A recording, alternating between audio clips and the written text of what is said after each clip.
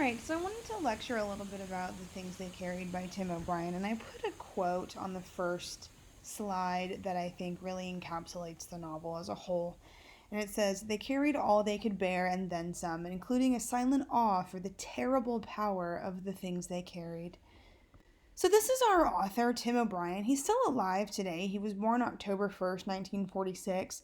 He writes and lives in Central Texas, of all places, where he raises his young sons and teaches full-time every other year at Texas State University. In alternate years, he teaches several workshops to Masters of Fine Arts students in the creative writing program. And so here is a picture of Tim O'Brien current day, and this is a picture of him when he served in Vietnam. So the next slide has about a 5-minute video that I want to watch that kind of compares Vietnam to World War II and what was so different, and it does feature a little bit of Tim O'Brien himself. Americans have long taken pride in fighting for ideals.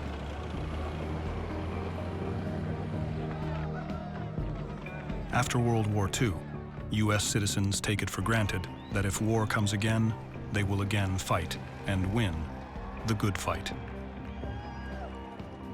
Everybody in my generation had the expectation that there would be a war to fight. It's what happens when you're the children of World War II veterans. But what happened was the war in Vietnam.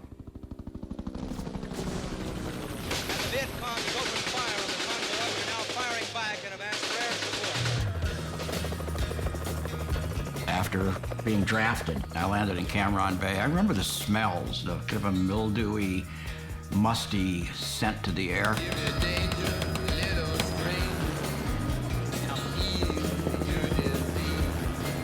And I remember thinking, this place is going to be dangerous.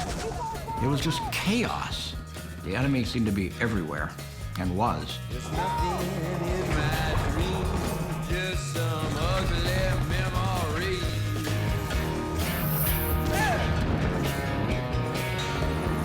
The Vietnam War was the first reality TV I ever saw. The Battle of Ia Drang Valley, a CBS News special report. It was CBS, Walter Cronkite. Good evening. And Dan Rather out there in the jungle. This is the 25th Infantry Division, the newest troops in South Vietnam for the United States. And you're seeing the gruesome nature of the war. Now, that's going on at the same time there's a draft. And if you get drafted, you're going into something that is absolutely no picnic. And you know it.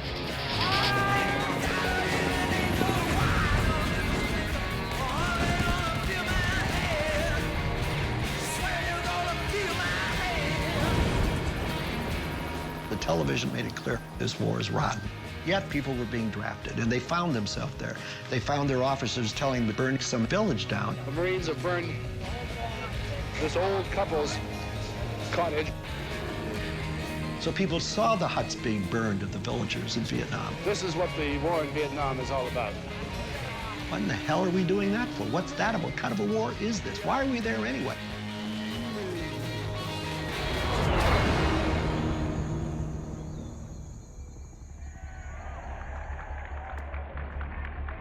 In the long history of the world, only a few generations have been granted the role of defending freedom in its hour of maximum danger. I do not shrink from this responsibility. I welcome it. On his first day in office, President John F. Kennedy challenges all American citizens to serve in the fight for freedom. The energy, the faith, the devotion which we bring to this endeavor will light our country and all who serve it. And the glow from that fire can truly light the world.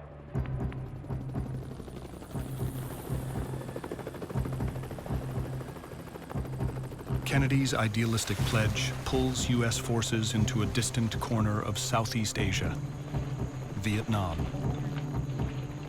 Following through on JFK's call for patriotic service and sacrifice falls to his successor, Lyndon Johnson. I have today ordered to increase our active fighting forces by raising the monthly draft call from 17,000 to 35,000. America's leaders commit the nation to war. The American people rally behind their president. Public opinion was behind the war. The general consensus was, we're at war, more people needed to fight the war on our behalf, and therefore the draft is the instrument for that, and that's the way it is. Communism is the enemy, not just the North Vietnamese.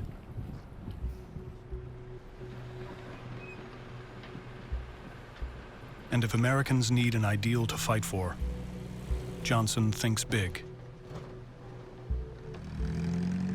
The fate of the free world.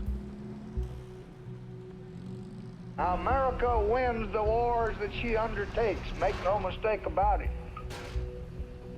And we have declared war on tyranny and aggression. If this little nation goes down the drain and can't maintain her independence, ask yourself what's going to happen to all the other little nations. Americans have long been fighting for ideals. Americans have long taken pride in fighting. After World War II, U.S. citizens take it for granted that if war comes again, they will again fight and win the good fight.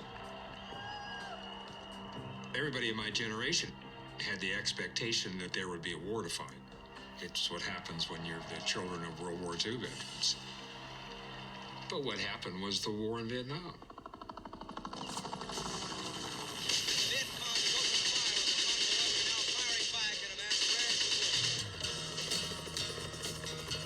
After being drafted, I landed in Cam Ranh Bay. I remember the smells, the kind of a mildewy, musty scent to the air.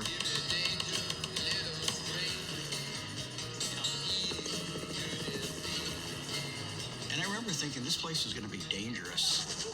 It was just chaos. The enemy seemed to be everywhere, and was.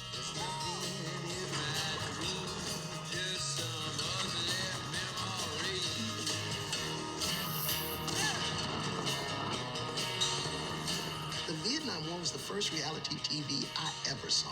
The Battle of Ia Drang Valley, a CBS News special report. It was CBS Walter Cronkite. Good evening. And Dan Rather out there in the jungle. The newest troops in Vietnam, the United States. And you're seeing the gruesome nature of the war. Now, that's going on at the same time there's a draft. And if you get drafted, you're going into something that is absolutely no picnic. And you know it.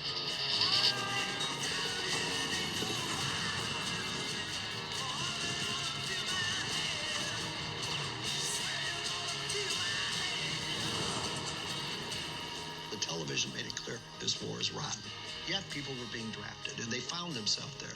They found their officers telling them to burn some village down. The Marines have burned this old couple's cottage. So people saw the huts being burned of the villagers in Vietnam. This is what the war in Vietnam is all about. What in the hell are we doing that for? What's that about? What kind of a war is this? Why are we there anyway?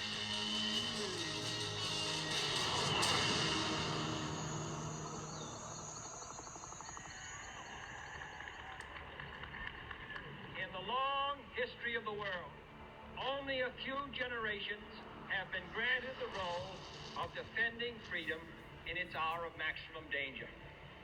I do not shrink from this responsibility. I welcome it.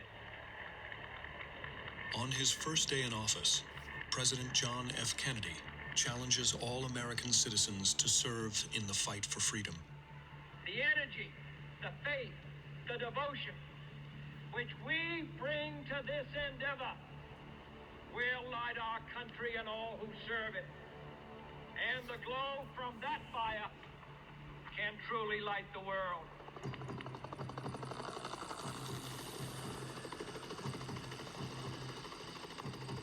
Kennedy's idealistic pledge pulls U.S. forces into a distant corner of Southeast Asia, Vietnam.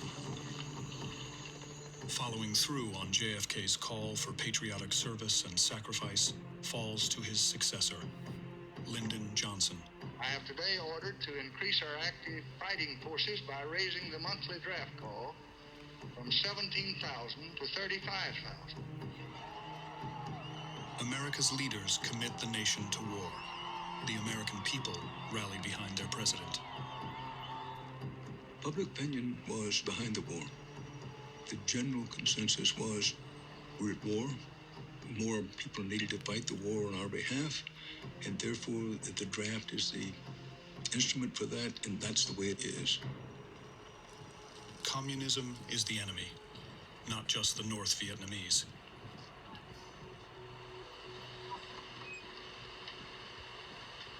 And if Americans need an ideal to fight for, Johnson thinks big. The fate of the free world. Now, America wins the wars that she undertakes, make no mistake about it. And we have declared war on tyranny and aggression. If this little nation goes down the drain and can't maintain her independence, ask yourself what's going to happen to all the other little nations. So that at first, the war had been sold to the U.S. public as one where a sophisticated and ultra-wealthy superpower like the United States would have no problem at all defeating a third world nation that North Vietnam seemed to represent, because North Vietnam was trying to spread communism, whereas South Vietnam was trying to fight against it. So at first, everybody was pretty on board. But then protests started happening when drafted soldiers increased, like we saw President Johnson in the video increase from 17,000 to 35,000. But body bags started to return to America in increasing numbers. And also, this was the first televised war in American history. Vietnam set the precedent for news reporters going into hot zones or war zones, which is why now, as we still fight the war on terror in Iran and Iraq and Afghanistan, we still get footage. Vietnam set the precedent for that. So when soldiers came home, they were not welcomed with open arms, because all of their atrocities had been filmed and put into people's living rooms. I know a lot of soldiers came home and were called baby killers because of what had gone on in Vietnam and subsequently what was televised. So here are a couple of statistics. The total of American servicemen listed as prisoners of war or missing in action at the end of Vietnam was 2,646. And as of April 14th, 2016, over 1,600 soldiers are still unaccounted for. So U.S. deaths in battle were over 47,000, non-battle over 10,000. Total in theater, meaning in the war, were over 58,000. 1.3 million total military deaths for all countries involved, and then 1 million total civilian deaths. And I think that is by far, to me, the most shocking number of all, that war does not discriminate between soldier and civilian. So let's talk about our major characters. Tim O'Brien is the fictional narrator and protagonist of this collection of stories. He's a pacifist, meaning he does not believe in violence. He rationalizes his participation in Vietnam by concluding that his feelings of obligation toward his family and country are stronger than his own politics. When the character initially gets drafted, he tries to escape to Canada to avoid going to war. And this was not uncommon. My dad was of age during Vietnam and thought about it himself if he was drafted. But Tim O'Brien's fear of being labeled a coward by his family and his country, forces him to just go to the call of duty. So when the war is over, he uses his ability to tell stories and to deal with his guilt and confusion over the atrocities he witnessed in Vietnam. Then we have Jimmy Cross. So Jimmy Cross is the lieutenant of the Alpha Company, and he is responsible for the entire group of men. Cross is very well intentioned, but he's unsure of how to lead. He is racked with guilt because he believes that his own preoccupation with his unrequited love, meaning he loves this girl named Martha, but she does not love him back, and he obsesses over it. And so his constant thinking about Martha is, where this guilt comes from, and also this tendency to follow orders despite his better judgment. So those two things, he feels led to the deaths of Ted Lavender and Kiowa, two members of his company. Then we have Mitchell Sanders. Mitchell is one of the most likable soldiers. He very much influences the narrator O'Brien. He's kind and devoted, and he really has a strong sense of justice. Because of these qualities, he acts almost like a father figure. His ideas about storytelling are different than O'Brien's, but his ability to tell stories and then discuss their nuances, meaning their little differences that make them special, really has a lasting impact on O'Brien, the character. So then we have Kiowa. Kiowa is O'Brien's closest friend and a model of a quiet, rational morale, and he has got this rational morality amid the atrocities of war. So Kiowa's death when the company mistakenly camps in a sewage field is the focal point of 3 stories. And because of that, his death is a prime example of how unforgiving war is. And I think what makes Kiowa a significant character is really his death. That his death is given more prominence than his own life. So then we have Norman Boker. Norman is a man who embodies the damage that war can do to a soldier long after the war is over. So during the war, Boker is quiet, kind of keeps to himself, but Kiowa's death has a profound effect on him because Kiowa dies a pretty gruesome death. And Boker's letter to O'Brien in the story or the chapter notes demonstrates the importance of sharing stories in the healing process. So then we have Bob Rat Kiley. He's the platoon's medic. Kiley previously served in the mountains of Chulai, which is the setting of the chapter called Sweetheart of the Song Trebong, and that chapter is graphic, much like a lot of these chapters.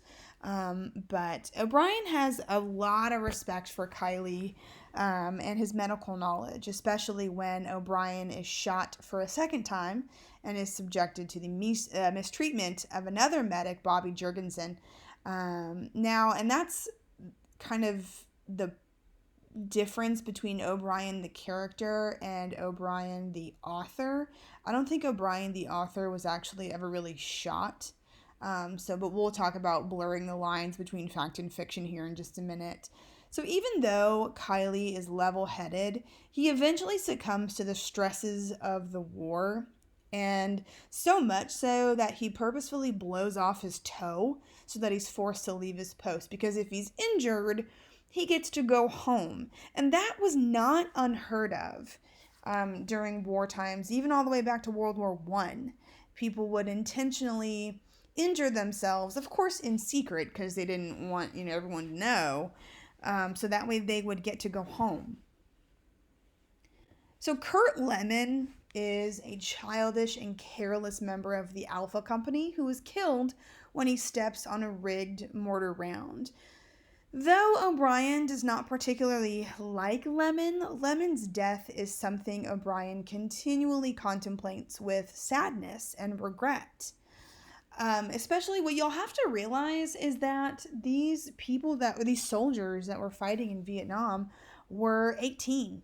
So they really hadn't experienced much of life yet. And they were essentially still kids going into, for a lot of them, unfamiliar and foreign territory, you know, jungle-like environment, not used to the heat, and then you kind of essentially get to do whatever you want with little training. Of course, you're going to act a little immature, and it's that immaturity that gets Kurt Lemon killed. And the preventability of Lemon's death and the irrational fears of his life, like, for example, a dentist visits the company and Lemon just loses it, that points out the immaturity of these young American soldiers in Vietnam. Then we have Linda. Linda is O'Brien's first love, and her death of a brain tumor in the 5th grade is O'Brien's first experience with mortality. From his experience with Linda, O'Brien learns the power that storytelling has to keep memory alive. O'Brien touches on Linda a lot, or kind of reflects on her and what she represented, and that, I think, sets up an important theme of this novel, this idea that storytelling has the ability to heal while also keeping memories alive, especially in the sense of Kiowa. So now we're going to talk about some significant themes, one of which is physical and emotional burdens. So the quote-unquote things of the title that O'Brien's characters carry are both literal and figurative. While they all carry heavy physical loads, they also carry emotional loads like grief, terror, love, and longing, whether it's longing for, like in Jimmy Cross's case, Martha, or simply longing to go home. Each man's physical burden underscores his emotional burden. Then we also have fear of shame as motivation. O'Brien's personal experience shows that the fear of being shamed before one's peers is a powerful motivating factor in war. The story On the Rainy River explains this moral quandary, this moral confusion after receiving his draft notice. O'Brien does not want to fight in a war that he believes is unjust, but he doesn't want to be thought a coward. So, On the Rainy River is a fantastic story to really set up this theme of fear of shame as motivation. So the last theme, and not to say that any one theme is more important than the other, but this one I think is. So it's the subjection of truth to storytelling. The way that people connect with each other is by telling stories. Like, I'm sure the first time you meet somebody, or even just among your group of friends, you all share stories about a common thing. Like, you might say, oh, remember this one time this thing happened to me, and then another friend jumps in and says, oh yeah, that's like what happened to me in a different situation. That's how people bond together. And Tim O'Brien, the author, understood that. So by giving the narrator his own name and naming the rest of his characters after the men he actually fought alongside in Vietnam, O'Brien blurs the distinction between fact and fiction. And the result of it is that it's impossible to know whether or not any given event in the stories truly happened to O'Brien. His aim in blending fact and fiction is to make the point that the objective truth of war is less relevant than telling a story. So meaning, like, the actual cold hard facts of a war are not as important as telling the story through one particular point of view. And O'Brien is not trying to write a history of the Vietnam War. He's not a historian. He doesn't have to be. He lived through it. The point is to share those stories and explore the ways that speaking about the war and all the things that he went through establishes bonds between a soldier and his audience. In that, touches on a lot of ideas of this next Americans slide. have long taken pride in